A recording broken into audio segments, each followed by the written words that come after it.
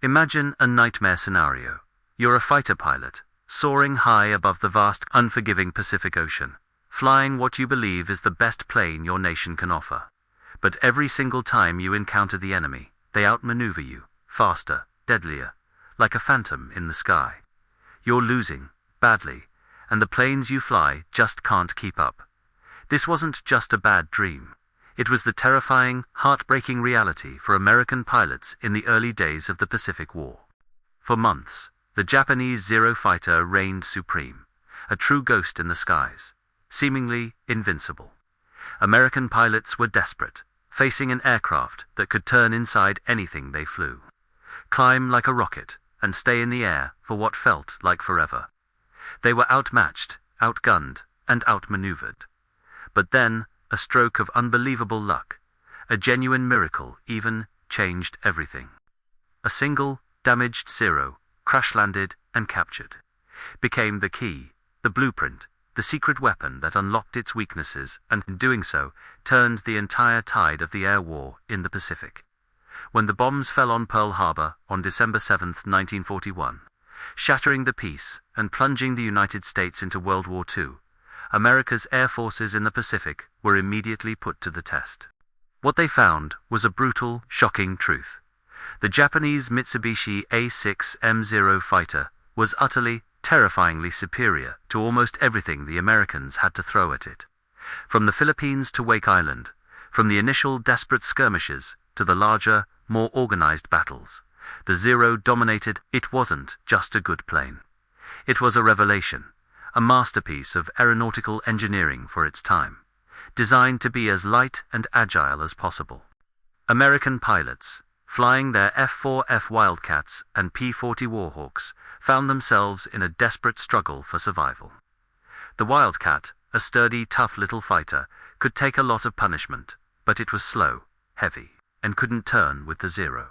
The P-40, while a decent ground attack aircraft, was even less suited for dogfighting with such an agile opponent. Imagine the frustration, the fear, the sheer helplessness of seeing a sleek, maneuverable enemy fighter effortlessly loop around you, getting on your tail and unleashing a torrent of cannon fire. It was a demoralizing experience, leaving pilots with a sense of dread every time they took to the sky. Many brave men lost their lives, not because they weren't skilled or courageous, but because their machines simply couldn't compete. The Zero's incredible maneuverability, its ability to climb quickly and maintain energy, and its astonishingly long range meant it could outmaneuver, outclimb and outlast its American counterparts in almost every engagement. It seemed like the Japanese had an insurmountable advantage, a technological edge that America desperately needed to understand, to counter, to overcome. The need for intelligence, for a deep, intimate understanding of this formidable enemy, was not just tactical, it was existential. The survival of American air power in the Pacific depended on it.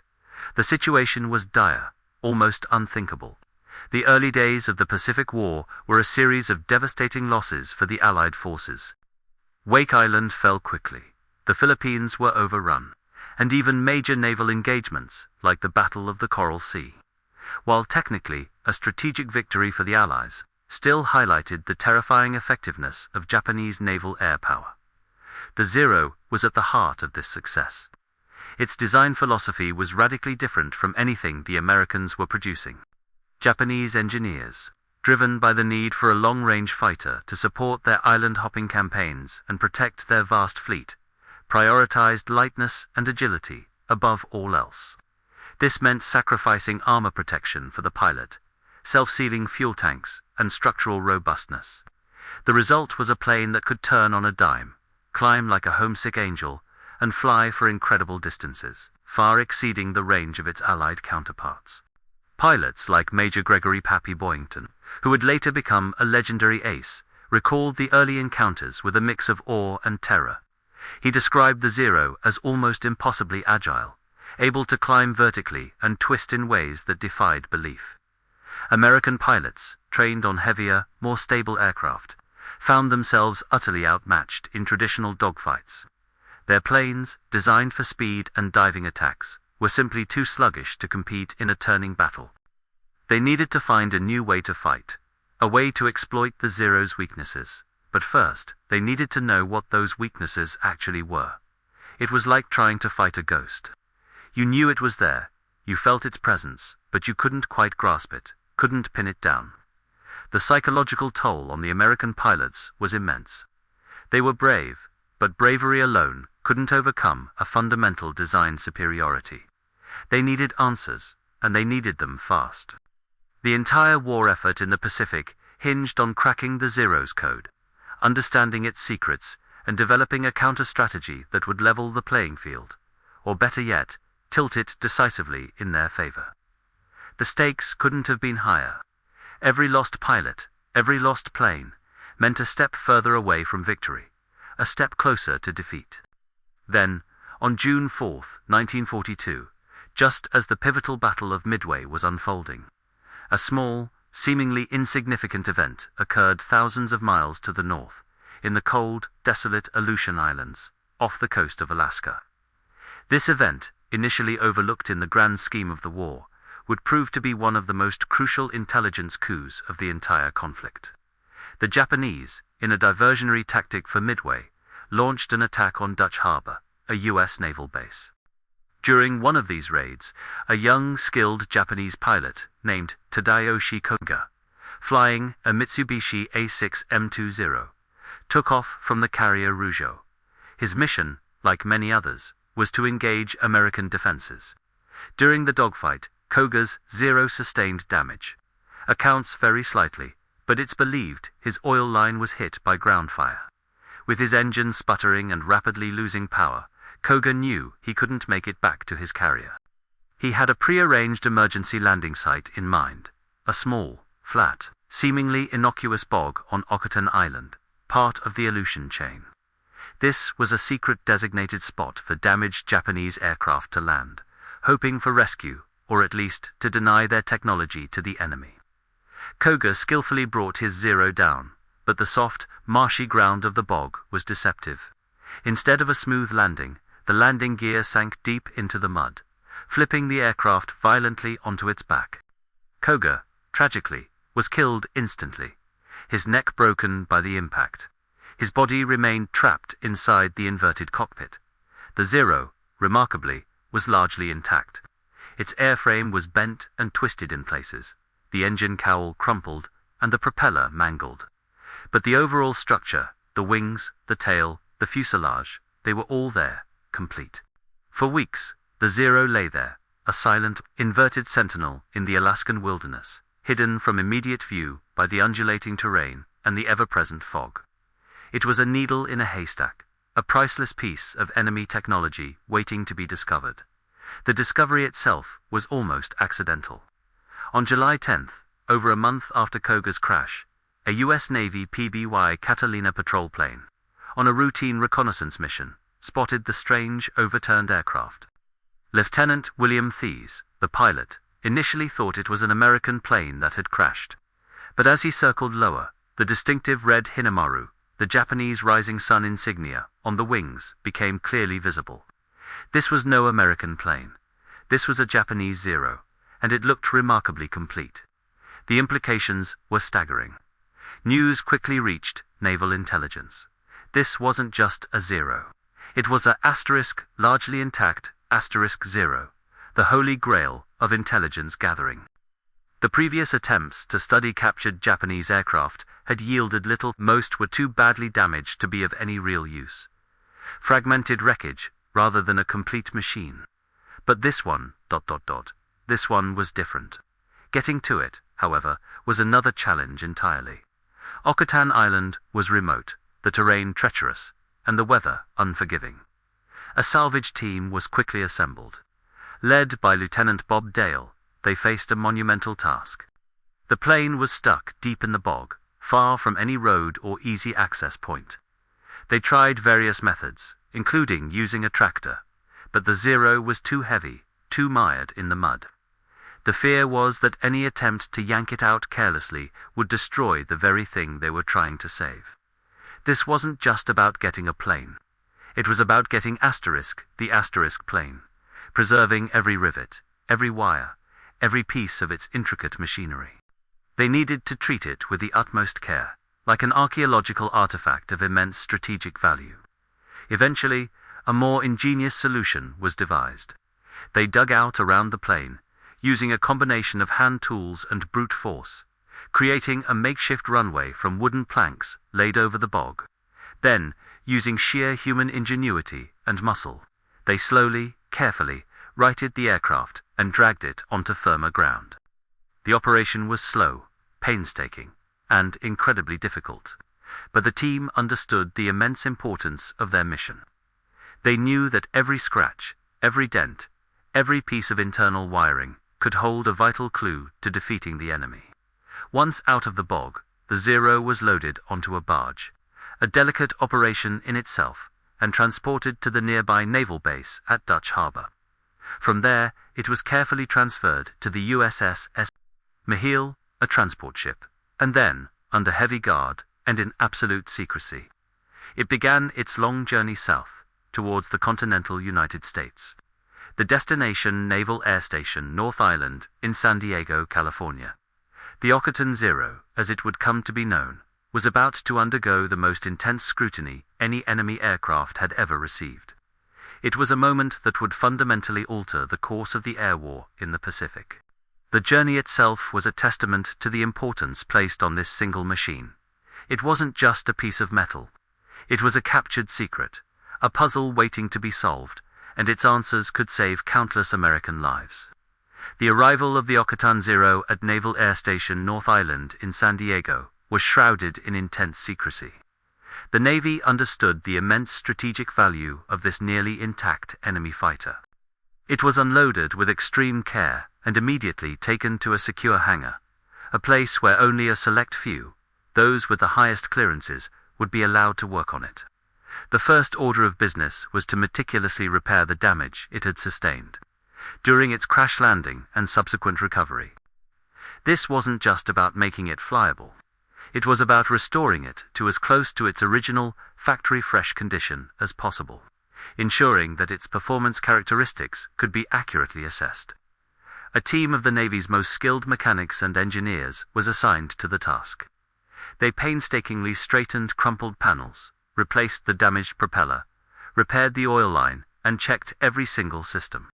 It was an unprecedented opportunity to get up close and personal with the enemy's most feared weapon. They examined the engine, the armament, the cockpit instruments, the control surfaces, and the structural design. Every rivet, every weld, every piece of wiring was scrutinized.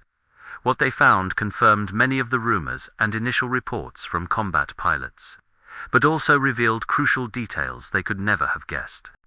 One of the most striking observations was the Zero's incredibly light construction. While this contributed to its agility, it also meant a severe lack of protection. There was no armor plating to protect the pilot, and the fuel tanks were not self-sealing. This was a critical vulnerability. American planes, like the Wildcat, were built like tanks by comparison, able to absorb significant damage and keep flying. The Zero, by contrast, was a glass cannon, deadly if it hit you, but fragile if you hit it. This confirmed the stories of Zeros exploding or catching fire after just a few hits. But now they understood, why asterisk. Once the repairs were complete, the Okatan Zero was ready for its ultimate mission: test flights. This was the moment everyone had been waiting for. The responsibility of being the first American pilot to fly a captured Zero was immense, both in terms of historical significance and the sheer danger involved. Test piloting an unknown enemy aircraft, one that had been patched up after a crash, was no small feat.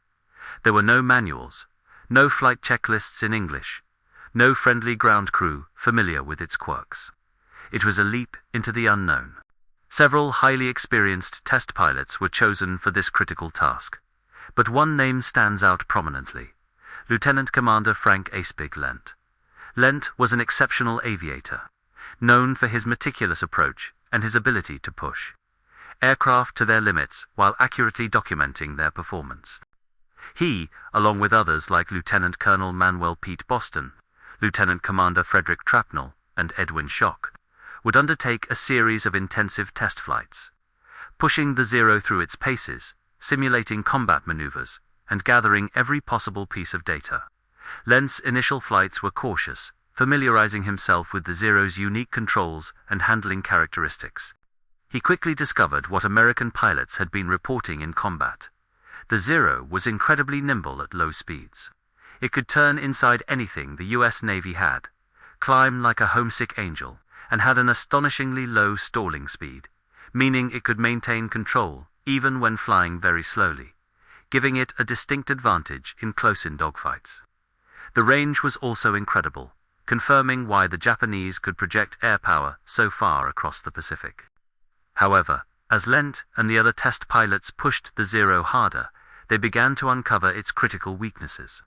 While it was superb at low speeds, its performance rapidly deteriorated at higher speeds, particularly in a dive. The flight controls, which were feather-light and responsive at low speeds, became incredibly heavy and stiff as the aircraft approached its maximum velocity. This phenomenon, known as control stiffening, meant that at high speeds, the Zero simply couldn't maneuver effectively. It became a brick, virtually unresponsive to pilot input. This was a massive discovery. American fighters, designed with stronger structures and hydraulic assist for controls, excelled in high-speed dives. This meant a new tactic was immediately obvious. If a Zero got on your tail, don't try to outturn it. Dive away. Furthermore, the test flights confirmed the Zero's structural fragility. When performing high-G maneuvers at speed, the airframe would creak and groan, sometimes even shedding small pieces of its skin. The test pilots were instructed not to exceed certain G limits for fear of breaking the aircraft apart, a fear that was not present in the more robust American designs.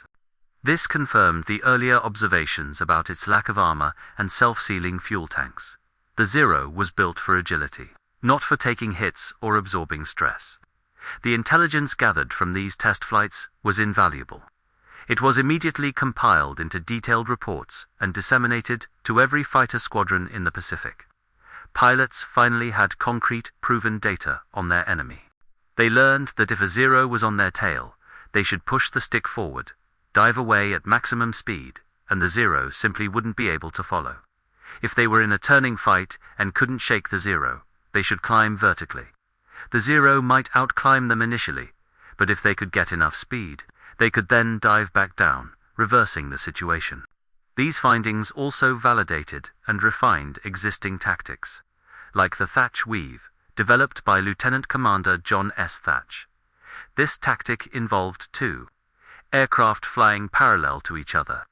If a Zero got on the tail of one, the planes would turn asterisk into asterisk each other, forcing the Zero to break off its attack or risk a head-on collision with the second aircraft. The Zero's superior turning radius was nullified because the American planes were working in tandem, creating a defensive trap. With the knowledge of the Zero's high-speed limitations, the boom and zoom tactic became even more effective. Climb high, dive down on the enemy.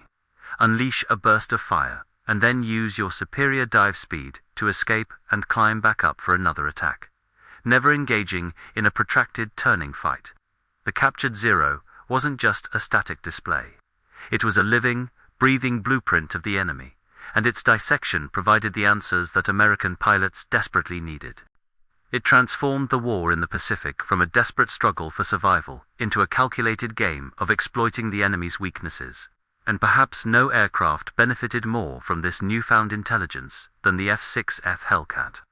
Even before the Okatan Zero was recovered, Grumman Aircraft Engineering Corporation, known for building tough, dependable naval aircraft, was already hard at work on a successor to their F-4F Wildcat. The Wildcat, though rugged and a lifesaver for many pilots, was clearly outmatched by the Zero in terms of performance. Grumman's design philosophy was legendary. They were nicknamed the Grumman Iron Works because their planes were built like tanks, famously able to take enormous amounts of punishment and still bring their pilots home. They knew their next fighter needed to retain that survivability while dramatically improving performance. The new aircraft, designated the F-6F Hellcat, was designed from the outset to be a formidable carrier-based fighter. It was bigger, heavier, and more powerful than the Wildcat. But the intelligence gained from the Okatan Zero test flights, which began in earnest in late 1942, proved absolutely critical in refining the Hellcat's design and ensuring it would be a true Zero killer. Imagine the engineers at Grumman already working on their new beast, receiving detailed reports from the test pilots flying the captured Zero. They learned firsthand about the Zero's incredible low-speed maneuverability, but also its crippling weakness in high-speed dives and its structural fragility. This was gold. It confirmed their existing design principles and highlighted areas where they could press their advantage even further. The Hellcat was built around the most powerful engine available at the time, the Pratt & Whitney R2800 Double Wasp, a monstrous 2,000 horsepower radial engine. This gave the Hellcat incredible speed, especially in a dive, and a powerful climb rate, directly countering the Zero's advantages. Where the Zero would stiffen up and become unresponsive in a dive, the Hellcat was designed to excel. Its robust airframe and hydraulically boosted controls, allowing it to pull out of high-speed dives with ease. This meant an American pilot could simply push over and dive away from a Zero, knowing the enemy couldn't follow. The Grumman Ironworks philosophy truly shone in the Hellcat. Unlike the fragile Zero, the Hellcat was built to absorb punishment. It featured extensive armor plating around the cockpit to protect the pilot, and crucially, self-sealing fuel tanks. These tanks were designed with layers of rubber and fabric that would swell and seal themselves if punctured, preventing catastrophic fuel leaks and fires. This directly addressed one of the Zero's biggest weaknesses and meant a Hellcat could take multiple hits and still have a fighting chance, or at least bring its pilot back to the carrier. This was a direct contrast to the Zero, which often burst into flames with just a few well-placed rounds. Armament was another key area. The Hellcat typically carried 6.50 caliber Browning machine guns, 3 in each wing. These heavy machine guns delivered a devastating punch, capable of tearing apart the lightly constructed Zeros. While the Zero carried 20mm cannons, which had greater destructive power per round, their slower rate of fire and limited ammunition capacity often meant American pilots could survive a hit and return fire with a greater volume of lead. The Hellcat's stable gun platform also made it easier for pilots to score hits during fleeting engagements. The F-6F Hellcat was, in essence, the perfect counter to the Zero, almost as if it had been custom designed for the job, and in many ways, it was. The intelligence from the Okatan Zero didn't just provide abstract data, it provided a precise, actionable blueprint for what the Hellcat needed to be. Fast, tough, heavily armed, and excellent in a dive, exploiting every single weakness of its Japanese counterpart. It wasn't just a new plane. It was the embodiment of a new strategy, a direct response to the enemy's strengths and weaknesses, forged in the fires of early defeats, and honed by the meticulous analysis of a captured secret. The F-6F Hellcat entered service in late 1943, and its impact was immediate and devastating. Its first major combat test came during the Battle of Marcus Island in August 1943, and then again over Wake Island in October 1943. In these early engagements, the Hellcat quickly demonstrated its superiority. American pilots, now armed with the knowledge gleaned from the Okatan Zero, and flying a machine specifically designed to exploit those weaknesses, began to turn the tide. The initial engagements were encouraging, but it was in the summer of 1944 that the Hellcat truly cemented its legendary status and showcased the full power of the intelligence gained from the captured Zero. The stage was set for the Battle of the Philippine Sea in June 1944. An engagement that would become infamously known as the Great Marianas Turkey Shoot. The Japanese, desperate to halt the American advance across the Pacific, launched a massive air attack against the U.S. Fifth Fleet. They threw everything they had, wave after wave of aircraft, many of them Zeros, against the formidable American carrier task force. What followed was one of the most lopsided air battles in history. American pilots, flying their Hellcats, were ready. They knew the Zero's capabilities inside and out. They understood that engaging in a turning fight was suicide, but diving on them, hitting hard, and then using their superior speed to escape, was the key. And the Hellcat was built for exactly that. Imagine the scene. Hundreds of Japanese planes, many piloted by inexperienced airmen due to heavy losses earlier in the war, approaching the American fleet. The Hellcats, guided by radar and directed by experienced Combat Information Center officers, soared to intercept. The sky became a chaotic, deadly ballet of machines and men. But this time, the advantage was decisively with the Americans. Hellcat pilots would climb high, often above the Japanese formations, then dive down with incredible speed, their 6.50 caliber machine guns spitting fire. The Japanese Zeros, designed for agility at lower speeds, simply couldn't react fast enough. If a Zero tried to turn, the Hellcat pilot would break off and climb, then dive again.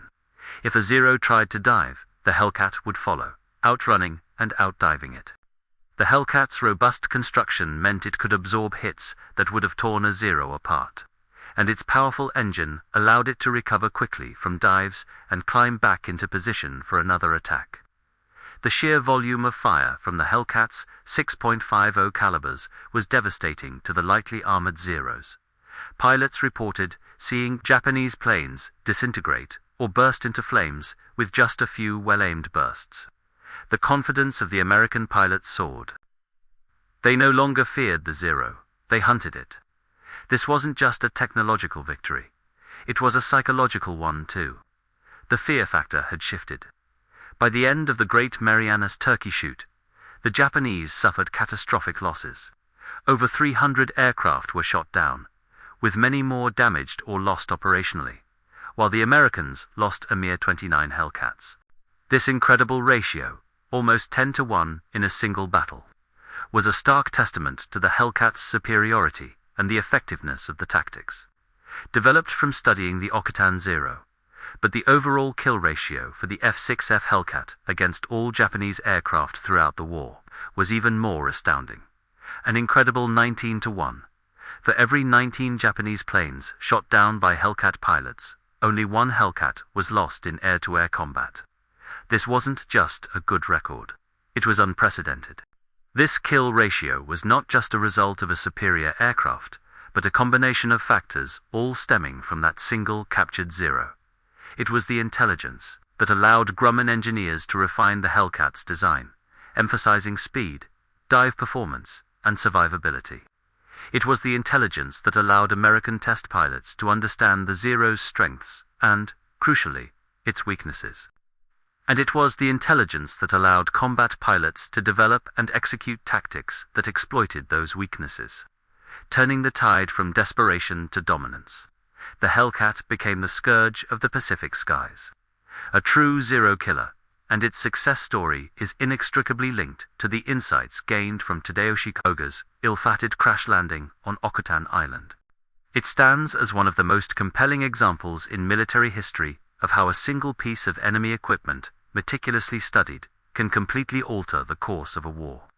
The story of the Okutan Zero and the F-6F Hellcat is a powerful reminder of how critical intelligence can be in wartime. From the desperation of early defeats, where American pilots faced a seemingly invincible enemy, to the overwhelming dominance achieved by the Hellcat, the trajectory of the air war in the Pacific was fundamentally altered by a single, incredible stroke of luck. That damaged Zero, sitting inverted in an Alaskan bog, was more than just a captured aircraft. It was a treasure trove of secrets, a blueprint for victory. The meticulous work of American mechanics, who painstakingly restored the Zero, and the daring flights of test pilots, like Frank Lent, who pushed the enemy plane to its limits, revealed its fatal flaws. They discovered that while the Zero was a marvel of low-speed agility, it was fragile, lacked pilot protection, and crucially, became unresponsive and slow in high-speed dives. This was the missing piece of the puzzle, the vital information that transformed fear into a tactical advantage. This intelligence directly informed and refined the design of the F-6F Hellcat. Grumman, already committed to building tough, powerful aircraft, now had specific targets: make it faster, especially in a dive, make it even tougher with armor and self-sealing fuel tanks, and give it overwhelming firepower. The Hellcat wasn't just a new plane. It was a precisely engineered counterweapon, a direct answer to the Zero, born from a deep understanding of its adversary. When the Hellcat entered combat, particularly during pivotal engagements like the Great Marianas Turkey Shoot, the results were staggering.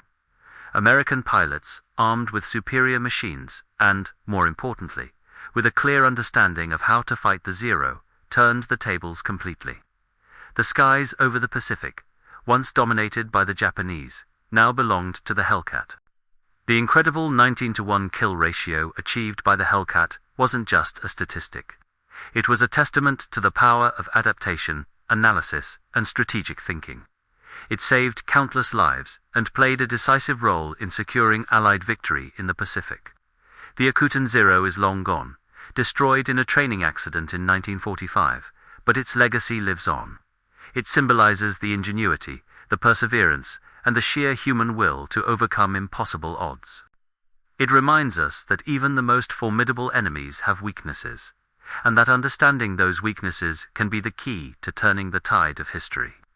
It's a story of how a single piece of a downed enemy aircraft became one of the most impactful intelligence coups of World War II, helping to forge a killing machine that would dominate the skies and secure victory. Don't miss our next deep dive into the untold stories of World War II. Make sure you're subscribed. The transformation wasn't just about the Hellcat itself. It was about the pilots who flew it. Before the Akutan Zero, American pilots were often forced to rely on sheer grit and individual skill to survive encounters with the Zero. They knew the plane was better, and that knowledge weighed heavily. But with the captured Zero, and the subsequent analysis and test flights, a fundamental shift occurred in American pilot training and combat doctrine. No longer were pilots sent into battle with only vague warnings about the Zero's agility. Now, they were given a comprehensive manual, a literal playbook for defeating their enemy. Flight schools and combat readiness programs quickly integrated the new intelligence. Instructors taught pilots specific maneuvers designed to counter the Zero's strengths and exploit its weaknesses. The boom and zoom tactic, where a pilot would dive from a higher altitude, make a quick pass, fire, and then use their superior speed to climb away, became standard. This wasn't a turning fight. It was a hidden run, a lightning strike designed to avoid the Zero's deadly agility. Pilots learned to never ever get into a sustained turning dogfight with a Zero below 20,000 feet. Instead, if a Zero got on their tail, the immediate response was to push the stick forward, dive away, and use the Hellcat's robust airframe and powerful engine to outrun and outdive the Japanese fighter. The control stiffening of the Zero at high speeds meant it simply couldn't follow, giving the Hellcat pilot a precious few seconds to escape, climb, and re-engage on their own terms. The Thatch Weave, originally conceived by Commander John S. Thatch even before the Akutan Zero, found its perfect application with the Hellcat. When flying in pairs, if a Zero attacked one Hellcat, the two American planes would turn inwards towards each other. This forced the attacking Zero to either break off its attack or risk a head-on collision with the second Hellcat, which was now perfectly positioned to fire. This simple, effective maneuver nullified the Zero's turning advantage and made it incredibly dangerous for a single Zero to attack a pair of Hellcats. The Akutan Zero confirmed why these tactics worked and gave pilots the confidence to execute them aggressively. This new doctrine wasn't just theoretical, it was practiced relentlessly. Pilots spent countless hours in mock dogfights, perfecting their boom and zoom attacks, their diving escapes, and their Thatch weaves. They learned to identify the telltale signs of a Zero's approach, its distinctive silhouette, its flying characteristics. They understood its dive speed limitations and its vulnerability to sustained fire. This intensive, intelligence-driven training transformed American pilots from being reactive to proactive, from being outmatched to being masters of the air. The psychological impact on the American side was immense. Pilots who had once faced the Zero with a knot in their stomach now flew with a newfound confidence. They knew their plane was tougher, faster in a dive, and could take more punishment. They knew their tactics were sound, backed by hard scientific data from the captured Zero. This confidence translated directly into aggression and effectiveness in combat. They didn't just fight, they hunted. They sought out Japanese formations, knowing they had the tools and the training to win. One of the most celebrated Hellcat aces, Commander David McCampbell, exemplifies this newfound dominance. McCampbell, flying with Air Group 15 aboard the USS Essex, became the Navy's top ace of World War II, shooting down 34 enemy aircraft. His most incredible day came on October 24, 1944, during the Battle of Leyte Gulf, when he, along with his wingman, caged a force of 60 Japanese aircraft. McCampbell alone shot down 9 enemy planes in a single mission, a record for American pilots. This was not a fluke. It was the result of superior aircraft, precise tactics, and unwavering pilot confidence. McCampbell, like many Hellcat pilots, understood the Zero's limitations. He would use his Hellcat speed and dive capabilities to engage, disengage, and re-engage, never getting drawn into a prolonged turning battle, always maintaining the advantage. The sheer industrial might of the United States also played a crucial role, working hand in hand with the technological insights. While Grumman perfected the Hellcat, American factories were churning them out at an astonishing rate. By the end of the war, over 12,200 Hellcats had been built. This wasn't just about quality, it was about quantity. For every Hellcat lost, many more rolled off the assembly lines, ready to take its place. This overwhelming numerical superiority, combined with the Hellcat's combat effectiveness, created an unsustainable attrition rate for the Japanese. They simply couldn't replace their losses fast enough, either in aircraft or in experienced pilots. The shift in air superiority had profound strategic implications. With the Hellcat dominating the skies, American carrier groups could operate with far greater freedom and safety. They could launch devastating strikes against Japanese bases, shipping, and ground forces, knowing their pilots would be protected from enemy air attack. This air superiority was critical for the island-hopping campaign, allowing amphibious landings to proceed with minimal interference from Japanese air power. Without control of the air, every landing, every naval movement, every advance would have been far more costly, perhaps even impossible. The Hellcat became the shield that protected the fleet and the sword that cleared the way for the invasion forces. On the Japanese side, the impact of the Hellcat was devastating. The pilots who had once flown their Zeros with an almost arrogant confidence now faced an enemy that seemed to have all the answers. They found their once superior aircraft being outmaneuvered, outgunned, and outlasted. The early successes of the Zero had led to a certain complacency in Japanese aircraft development. They hadn't anticipated such a rapid and effective counter-response from the Americans. While they did try to introduce new, more powerful fighters, like the A6M50 variants, the Kawasaki Ki-61 Tony, and the Kawanishi N1K George, these efforts were too little, too late, and never produced in sufficient numbers to stem the tide. The psychological toll on Japanese pilots was immense. Many of their most experienced airmen had been lost in the early, brutal stages of the war, and their replacements were often less well-trained, rushed through abbreviated programs. These inexperienced pilots, flying aircraft that were now demonstrably inferior, faced Hellcat pilots who were not only better trained but also supremely confident in their machines and tactics. The outcome was often a massacre. The myth of the invincible Zero was shattered, replaced by the grim reality of the Hellcat's dominance. Stories from the Japanese side often spoke of the Hellcat as a flying tank, capable of absorbing incredible damage and still flying, a stark contrast to their own fragile aircraft. They recognized its speed and dive performance, and the sheer volume of fire from its 6.50 caliber machine guns. The once feared Zero, celebrated for its agility, was now seen as a trap if engaged incorrectly. The knowledge gained from the Okutan Zero had effectively turned the Japanese pilots' greatest strength into their most significant vulnerability. The impact of the Okutan Zero wasn't limited to the Hellcat alone. The detailed analysis of its construction, materials, and flight characteristics provided invaluable insights that influenced the development and refinement of other American aircraft as well. For example, the F-4U Corsair, another formidable American fighter that would eventually see widespread use in the Pacific, also benefited from this intelligence. While the Corsair had its own unique development path, the understanding of enemy capabilities allowed designers to ensure that any new American fighter would not repeat the early mistakes of underestimating the Japanese, and would be built to counter their strengths. The recovery of the Okutan Zero also highlighted the critical importance of intelligence gathering in modern warfare. It proved that sometimes the most effective way to defeat an enemy is not just through brute force, but through deep, meticulous understanding. It wasn't about simply building a better plane in a vacuum. It was about building a plane that was specifically designed to defeat that particular enemy based on intimate knowledge of its strengths and weaknesses. This lesson would resonate throughout the rest of World War II and into the Cold War, emphasizing the continuous need for reconnaissance, intelligence analysis, and test piloting of captured enemy equipment. The Okutan Zero became a symbol of American ingenuity and adaptability.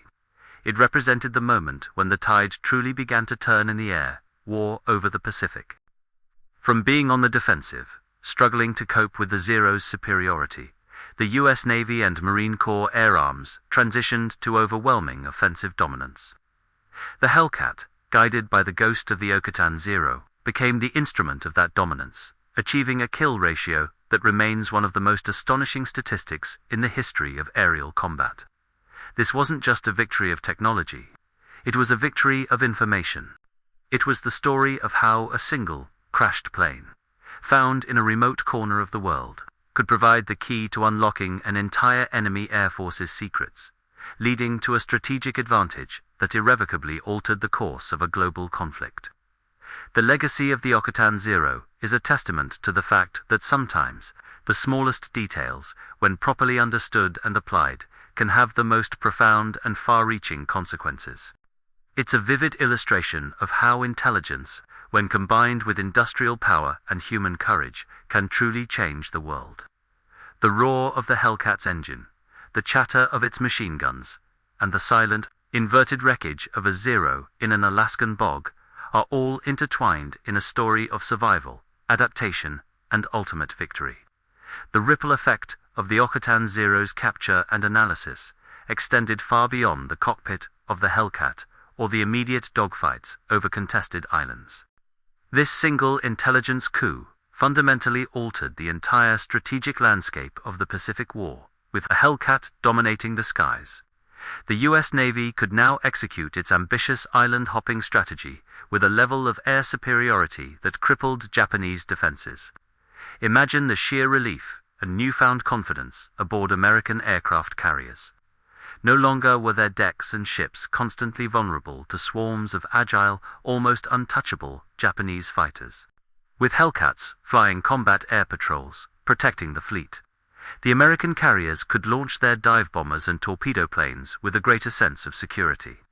This directly translated into more effective strikes against Japanese airfields, naval vessels, and ground installations. The ability to achieve and maintain air superiority meant that amphibious landings, arguably the most dangerous operations in the Pacific, could proceed with far less resistance from enemy aircraft. Beaches could be softened, supply lines disrupted, and ground troops supported by close air support, all under the protective umbrella of the Hellcat. Consider the example of the invasion of Iwo Jima or Okinawa, brutal battles where every inch of ground was contested. While these came later in the war and involved other aircraft, like the Corsair, the foundation of air superiority had been laid by the Hellcat. Without the Hellcat's ability to clear the skies and devastate Japanese air power in earlier engagements like the Marianas, such massive invasions would have been exponentially more costly, perhaps even unthinkable. The Hellcat bought time, saved lives, and allowed the United States to project its power across the vast distances of the Pacific with an effectiveness that would have been impossible without understanding and countering the Zero. The impact on pilot morale, as previously touched upon, was monumental. Before the Okutan Zero, American pilots often faced a seemingly insurmountable psychological barrier. They knew their planes were slower, less agile, and more vulnerable in a turning fight. This fostered a sense of dread and caution. After the Okatan Zero, however, the narrative completely flipped. Pilots now understood the enemy. They knew the Zero was a glass cannon, deadly if it hit you, but fragile if you hit it, and crucially, it couldn't escape a high-speed dive. This knowledge was empowering. It transformed fear into a healthy respect, and respect into calculated aggression.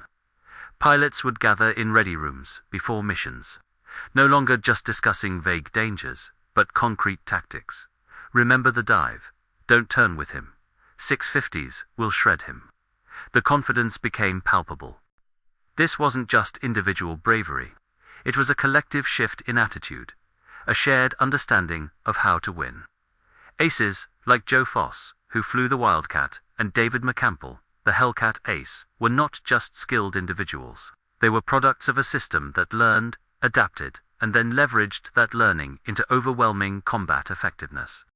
The camaraderie among these pilots intensified, knowing they were not just fighting for their country, but for each other, armed with the best information and the best tools available. The feeling of being outmatched dissipated, replaced by a sense of technical and tactical superiority.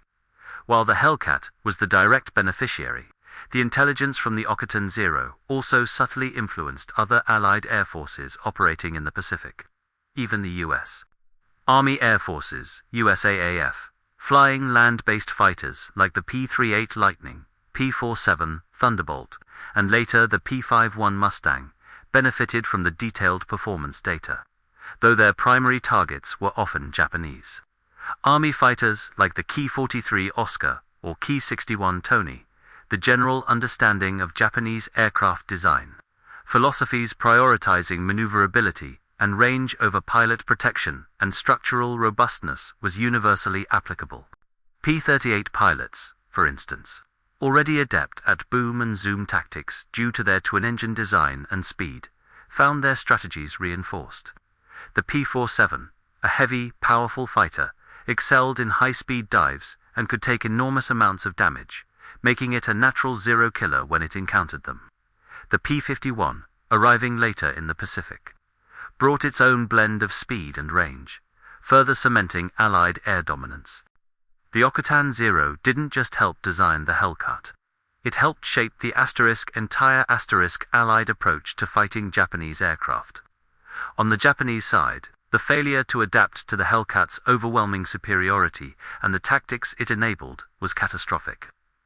Their pre-war doctrine, which emphasized highly maneuverable, lightweight fighters, had served them well initially. However, it fostered a dangerous complacency. They were slow to recognize the need for armor, self-sealing fuel tanks, and more powerful engines.